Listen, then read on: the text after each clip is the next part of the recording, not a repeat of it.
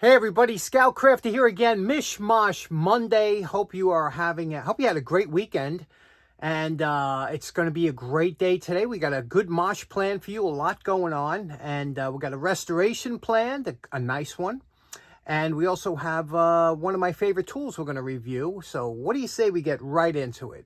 Okay, next up, real quick, we have a cleanup. This was given to me by a good friend of mine, a retired MMA star from the Octagon. Brian O'Hare had given me this. This is a hand scythe or a sickle or a grass shear, and you can see here this was very common, used extensively back in the 1800s and whatnot. This is an old one in great shape, and you know, this one here is very sharp. But what we're going to do is we just want to clean it up, make it into a user tool, because I could use this upstate. So let's dump this in vinegar right now up to here. We don't want to submerge the wood, and see what we can do. Okay, here we go. It's 16-hour soak in vinegar, and we got rid of most of the rust just with the wire brush and the hand wire brush. And you can see here, this is in, this wasn't in vinegar, but I wiped it down, and now we're just going to go over and we're going to coat this with black, and then we're going to come back and finish up and decide what we're going to do as far as how we want to do this up, and then sharpen it and put it back in service. How cool is that? Now you know my favorite part. Remember what this hand scythe looked like before we started. And we're calling this project done, or as far as I want to go on this. Again, this is going to be a user tool, so it's more of a cleanup and just a preservation than it is a restoration. But how cool is this now? You see what we did? First of all, we did the handle back in black the way it was, but we coated it with a little varnish. Remember, I had a little varnish left over from the scraper project. You see how it's starting to thicken up again because the air in here is drying the varnish. So when you put a little bit in this jar, you got to use it quickly or else it'll form a skin, and then you got to toss the whole thing. And we did the handle with that, you know, remember? So after we did it with black paint, we did a couple coats of varnish. Just might as well use it. Gave it a really nice finish on there. And then we did the green in here to protect this because this is a cast and it will rust. But not only did we do the green, but we also took off around all, because remember it had that nice profile, that kind of interesting profile. So we took all the paint off of here using mineral spirits, and when the paint was, and then we also gave this actually a coat of varnish after the green paint. As far as the blade goes, we blued the blade, and you know, again, the blade had some pitting in it, but all the rust was gone, and then we blew. So there it is. It's a nice user tool. This feels so good in the hand. You see it's offset. This doesn't come straight, it's offset. You see that? And I'll show you why that's like that. So you could grab, you know, whatever you want, and you could just slice through it, you know, or you could pull it this way. It gets you close to the grind. See how we're getting so close? Without, you know, if it was flat, you'd have to have your hand down here to get close. But being that it's offset, you can keep your hand up here and still get close to the bottom. This type of blade is made for light grass or some weeds, things like that. It's not made for branches or sticks because it's a kind of a sheet metal type blade. It's extremely thin, but it also gets very sharp. Now, they do have thicker models for thicker material, but this is made for like tobacco leaves, things like that, all kinds of stuff that's very light, and it'll come in handy for me. But don't try and use this to, you know, get branches off, because that's how you'll chip and damage the blade because it's so thin. What do you say we try and give this a quick sharpen? And I'll show you a quick and easy way. Remember, this is a flat bottom here, but it's got a small, you see that beveled edge here? Now, usually they would take a stone into the field, keep a stone in their pocket, and every once in a while they would run a stone across it but, you know, if you don't have a stone, you could use sandpaper, you could use a whole lot of things, but we just want to get this edge so it's sharp again. Let's try it. Now, what's interesting is when I'm going to do this, the first thing I do is go through a dry run without it running. The worst thing you want to do is turn the machine on and then try and get the angle. So right now, there's no power on, right? So now I'm going to see how I'm going to work this, because you get this handle here. But you can see, here's that bevel. We want to take that bevel and we're going to run it across the belt like this here. You see? That's a dry run. And you're going to say, is there any problems? Like towards this tip here. This tip has an interesting curl where they curled up that metal. You see that? Where they curled that metal up there? It's very interesting. So anyway, we're going to take it like this. We're just going to run it through and try and bring that edge back. Now, first we're going to take a couple strokes with a worn 320 belt, and then we're going to do the same thing again with a worn 400 belt. Okay, that took all of 3 minutes, and look what we did. Can you see? Let me see if we see that. See that little silver on the edge of the blade there? That's where we sharpened it. And you see, and you know, it's just, now you don't want to make this edge too thin. You can make this razor sharp, but you don't want to do that because that makes it weak, you know. But this is just a perfect sharpening, and it's all you want to do, a quick sharpen. And let me show you how. Here's a piece of cardstock if you wanted to watch. And again, this isn't supposed to be, you know, like knife sharp, but that's more than plenty sharp enough for what we're going to use it for. But how cool is that? Look at that edge on there. Look at that. What a great tool. Brian, thank you so much for that. And that's back in service. Okay, next up, ever since I was a kid, one of my favorite tools was the Hinge Punch. And I think I became so interested and enamored by punches when I found out there were so many and so many different types. And that's when when you get into tools and you start to realize how many different variations there are and what they're used for. And you know, so let me show you what I got. Okay, over here in my vintage Kennedy toolbox, these two drawers here are my most used punches. These punches, and they're, you know, they're kind of thrown in there, but these are the punches that I use most often. You'll see there's a variance of different types and nail sets and things like that. This is the ones I kind of grab, and they're nothing mint about them. And here's another heavily used type of punches. This is my go-to scribe, Randy Richard in the shop. You could see that he made this Scout Crafter. What a beautiful scribe this is. He sells these on his channel. Absolutely amazing. But you can see here different type of punches, right? Then for other jobs, I have a dedicated punch hammer. This is a brass hammer, 1 pound, made for use. This is a great hammer. They sell this on Amazon. Fantastic, a little brass hammer for just dedicated for punches. These are some of my specialty punches. I keep them in a plastic, and you can see here, these are all ready to go. Not that they need work or anything, but any type. Now, there are different types. We're going to go through that. There are so many different types of punches. There are nail sets. You know, there are all different types. And, you know, what kind of maniac has one punch? Just crazy to think about. There are people out there has one punch and they use it for everything. How can you be like that? But you can see here we have different types. Look at this. Here's an old, it says a Dasco 431 Scratch All.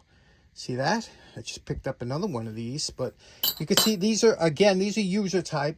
Now, when I get punches, a lot of times what I'll do is I'll put them in a box. Similar to this, I'll put them in a box until I can get to them, clean them up, and then I'll put them in the appropriate area. Here are some punches that are, you know, I've just, some I recently acquired and some I've had, and again, this is just all odds and ends. Let me show you how fantastic this tool is and why you need more than one punch. Now, what you're looking at here is the culmination of a couple lots that I purchased off of eBay and other places. And a lot of times you'll see 5, 6, or 10 punches in a lot, and it might run, you know, $10 with a couple. You know, a dollar a punch is a good deal, you know, especially if they're good quality, old-fashioned type. And then you can get some new, whatever you're using, but there are different types. Now, what you see up here to the upper left here, this is what's called nail sets.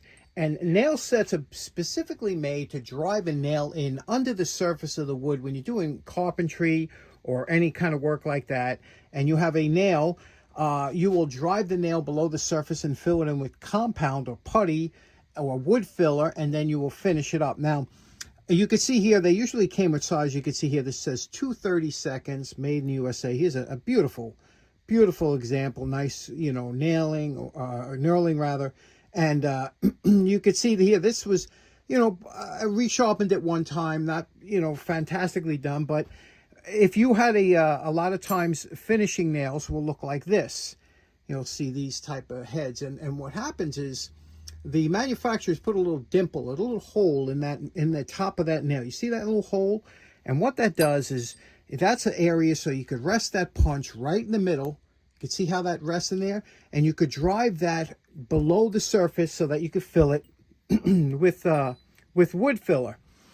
Now, if you go really small with the small brads, or nails for finished carpentry that look like this, a lot of times the head obviously is too small to put a dimple. So what you have is they sell hollow nail sets. You see that's a hollow point in there, and what that is meant to do is to go over the head of the nail like this. It won't slip off, and you could drive that down below the surface. They have different sizes. And again, you want to get the one that you have this least, you don't want a huge hole. Now, if you try to drive this in with a punch like this, a lot of times what happens is it'll slip off and make a figure 8 hole or a big hole. You'll make a mess of it. So that's where you learn, when you're first doing finished carpentry, you learn about these tips and tricks of the trade. Then we also have certain types of metal punches, and what these are made to do is, you could see by this tip, this is a very strong, you can see the angle on that tip, the geometry. That's made that when you put a hole, if you want to mark a hole into metal, you would put this on here and you would drive it down, and it would, that tip is extremely strong, the geometry of that tip, and you could put a small dimple in metal, and then you could enlarge that dimple and use it to drill, so that your drill bit will go into that dimple and not wander on the metal. So metal workers have a whole bunch of different types of punches. Then you have punches that are made to seal grommets and things like that, that, fit in the middle and then curve around the back. You have those type of, all different types of punches. A lot of people like the automatic, what's called an automatic punch. Again, this is made mostly for metalworking, but you could use it for wood. And how this works is you put this on the dot, you press down, and it makes, there's a spring in there, and it'll make a bang, and self-punching. I've never been, and these have replaceable tips. You can see here the good ones. I've never been a fan because I enjoy the art of actually finding a punch. Then there are homemade punches, which I love because I love homemade tools. And homemade punches are great. Here's some examples of some home. Now, some guy took an old machinist file or a jeweler's file set, you see here, and they ground it down to a super sharp point so they can make this and use it as a scribe, and or as a light duty punch if you want it, in wood or something, if you want to get that exact point. So, but these are made, you can see they even, the way they did it, just a beautiful job, grinding it down. But the problem with using files is, you can see here by these two broken tips, files are very fragile because they're so hard they can break. Also, here's another one, a larger file somebody made into a punch. You can see here that type of grind. I love this. I love when old timers used to, make their own tools. Here's one that was reground. I'm sure this was longer. And you can see the grind on here. This one here, obviously, made for maybe a specific type of work, but you can see that style. It's an old Dasco. Here's some more Dascos. You can tell by their blue. And you see this is their scratch awl. So you can use this to not only scratch and mark, you can also tap on this with almost anything. Soft blow hammer, your palm, anything. So I like that. Here's another interesting punch. This is a centering punch, and what this is made for is when you're putting a hinge. The problem with hinges, when you're putting a hinge on wood, let me get a hinge and show you. If you've ever tried to hang any hinges or anything, one of the hardest things to do is to, get a hinge on an area, and when you put the screws in, because this is countersunk in here, when you drive that screw in, if that's not perfectly centered to that hole, it's going to shift the hinge ever so lightly. And that could create hinge binding. It might not line up with the other side. There's putting a hinge on is so much more difficult than it would normally look. This is meant to help you center that hole. Now, if you were to drill 3 holes and just put 3 screws in haphazardly, I guarantee this would be cocked one way or the other. So what you want to do is you want to take your hinge punch, and it rests in the middle there. And when you put this in like this, and you tap it down like that, this will put that hole directly in the middle of that circle, so that when you screw this in, this will seat properly. And that's what that's for. That's a hinge punch, and they come in very handy if you're ever doing a hinge. Another type of punch we use a lot in the shop, especially my shop, are called pin punches. And pin punches are basically meant to either drive out pins or actually drive them in. And you can see here they're basically a long shaft with a flat. Now, depending on how long the shaft is, that's how weak the punch will be, because, you know, the longer that small shaft is, the more apt you are to bending it, you know, if you're hitting on it very hard. So sometimes good machinists will have short pin punches like this just to get the pin started, and then they'll go to their longer one to drive it out. You know what I mean? So that you remember, the shorter this shaft is, the stronger it's going to be, and the closer it is to here. So sometimes you'll have good machinists will have a set that's only maybe 3/8 of an inch down, right where the conical stops, and that'll start the pin. Once it starts moving, they'll switch to a different one. There's all kinds of tricks, and here's another type of pin punch, here's another one, but all different types of interesting punches, which I've been fascinated with since a little kid. Now, the reason I have these in a box or so, because these have to be gone over before they get put into my user pile. So, for example, here is, well, this one here, I did this. This is all finished, this punch, done. And that was from my good box. But the rest of these will come out looking like this. But when the first ones I always deal with are the ones that are worst. And when you see a punch like this, okay, you see that top there. Now, I know this might not seem like a problem a lot of times, because what happens is this is harder. This is tempered harder down here than it is here. It's made to kind of mushroom so that it doesn't chip. The problem is when it mushrooms and it gets case hardened when you're banging it with a hammer. And these little chips, you see that there? That is extremely dangerous. Although I've never had it happen to me, but I've heard stories where guys would be banging this and this little chip will fly off and enter your body like a bullet. So that's something that, you know, they teach you this in school if you're going to shop class or anything like that. But this is something that needs to be, they call it dressing your punches. You would never, the minute you see it mushroom like this, you grind them down and get them back into service. It's very easy to do with a grind wheel. You know, you do that on your bench grinder. And what you do is you grind it down until you get the top of your punch to look something like that, you know, and that's called dressing your punches. So never have punches like this one here isn't as bad, but still needs to be dressed. And so that's an important thing. That's why I have this here. If I come down here and I got a few minutes to kill, I'll work on a couple punches. Okay, so in closing, I went upstairs to review some of the footage. I see I'm running super long, and I had to even cut out some of the footage. I had to cut out some roll pin footage. I have roll pin punches.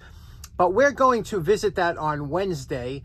I'm going to show you how to grind punches, how to get that specific point, and also how to make a punch without having heat treating availability in your shop. So that should be fun. Also, I want special thanks to Brian O'Hare for today's project, the grass cutter or sickle or scythe or whatever you call it. And thanks so much for tuning in. Take care now. Bye-bye.